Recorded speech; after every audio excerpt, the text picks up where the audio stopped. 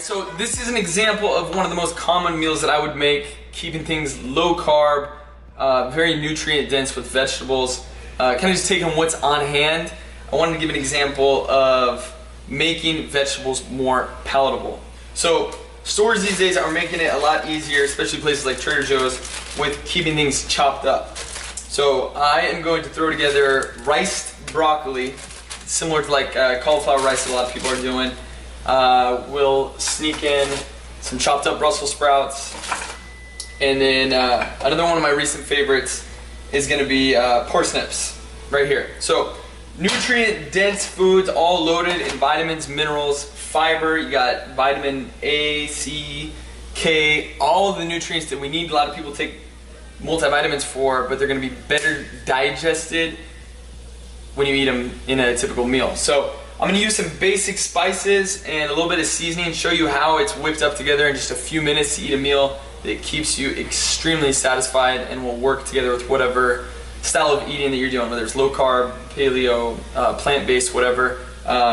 You'll get a little of everything in this meal. So super quick.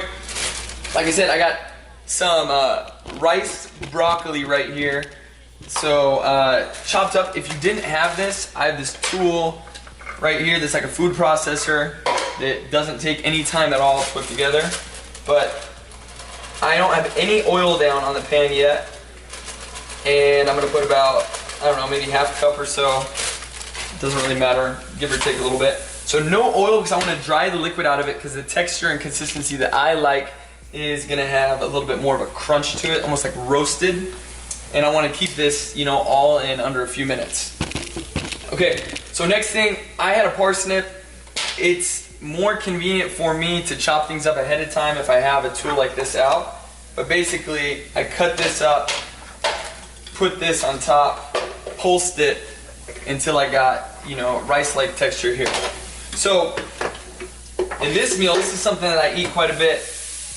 The broccoli and the parsnips are going to take a couple minutes to cook, and then I'm going to throw some kale in there. It only takes, you know, about a minute or so. So I'm going to put these in first. So parsnips. The reason I love parsnips is they have like the sweetness of a carrot, but a little starchy type of potato-like taste.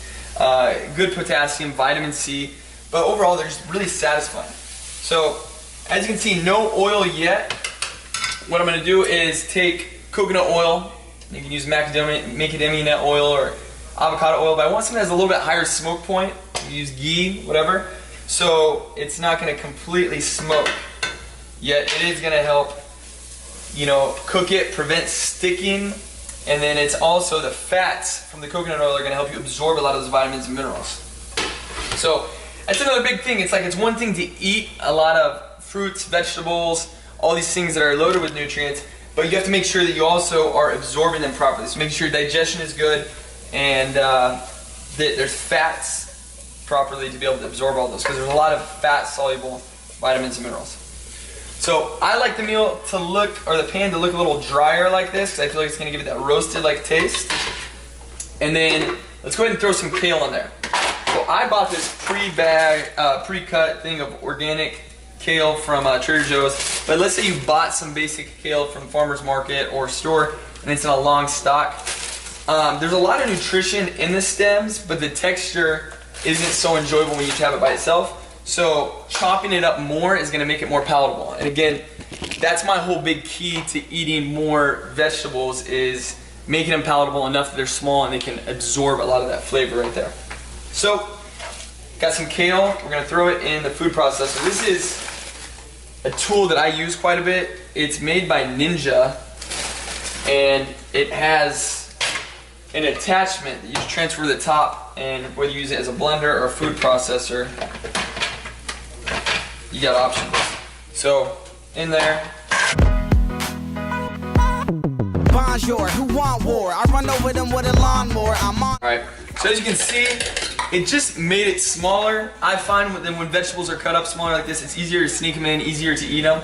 It's worth going out of your way to eat them. This type of stuff makes you feel better. It's going to keep cravings away, keep your immune system stronger, and then it's so much less likely that you're going to crave any sort of carbohydrates and have those sugar cravings that a lot of people have. So on here for a couple minutes, I make my own sauces. But I mean, this is a hot sauce that's got some liquid coconut oil and turmeric, and this one has like maple and pumpkin pie spice in it. So.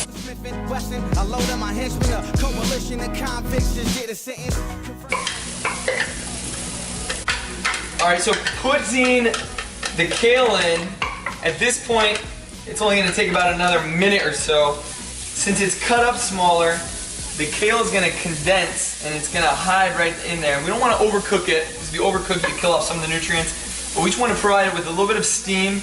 You can see there's not an excess amount of oil. And then to add a little extra protein, got the hem parts right here. So high in fiber, good healthy fat. It's gonna give it a nice texture. So per 3 tablespoons, you get 10 grams of protein. Already have maybe close to 10 grams of protein here with the vegetables as it is. So we'll put a little bit in there. And then seasonings are gonna be up to you. A couple things that I use, nutritional yeast. I like this stuff because it's got a lot of B vitamins in it, which a lot of people are deficient in, help with metabolism and absorbing amino acids. 3 grams of protein, not really anything bad. It gives it kind of a nutty, cheesy type of taste. So a couple tablespoons of that. A couple other seasonings I use, this earth blend, and I absolutely love these seasoning blends. Frontier Co-op makes awesome seasoning blends that they never have sugar, and if they have salt, it's always sea salt. These are salt-free. So there's no refined ingredients. Good blend. This pizza seasoning blend is great for sauces, or it's a nice addition. But as you can see, I'm not shy at all with the amount of seasonings that I use. What I tell people, one of the biggest tips is use however much seasoning or flavor that you need to be able to eat more vegetables. Because when you eat vegetables, you're going to feel better, and then that way you can recreate how good you can feel. But it's about taking what you crave and putting it in the dishes. So what I like about this is it's a super easy dish that's got a lot of texture, and it can be a good base. If you wanted to add a protein or additional protein, you can certainly add some chicken or beef or fish. This is a pretty satisfying meal that keeps cravings away. So you can add a protein to it if you want, whether you want to add chicken, beef, fish. It already has a decent amount of protein as it is. So it comes together super quick. So one other thing I might do is add some cultured vegetables. Best form of probiotics you can get are going to be food-based. And when people say fermented or cultured vegetables, you can get things like sauerkraut, kimchi. But I mean, if you look at the research, a lot of people absorb a lot more of the probiotics when they come in a food-based type of form like this. And so as a garnish, I'll just add some right over the top. Boom. So I'd want to let this cool down a minute, and then we'll dig in. But like I said, it's got a nice dry roasted texture. I might add a little bit more sauce. But the big point of this meal is if you're eating something that you enjoy, be it the texture, flavor, sensation, and you realize that the food's good for you, it's so much less likely that you're gonna feel deprived or that you're missing out on something. Like, this is a meal that truly is delicious.